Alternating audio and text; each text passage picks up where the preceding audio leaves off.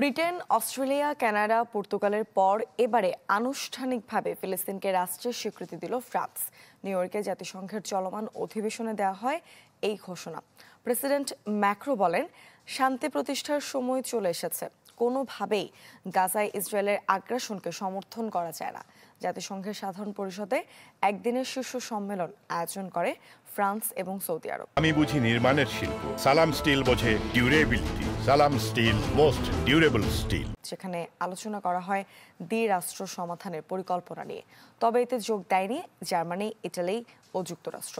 এতে Emmanuel Macron আরও বলেন, খুব শিগগিরই ফিলিস্তিনকে স্বীকৃতির ঘোষণা দেবে বেলজিয়াম, লুক্সেমবার্গ, মাল্টা, আন্দোরা এবং সান মারিনো।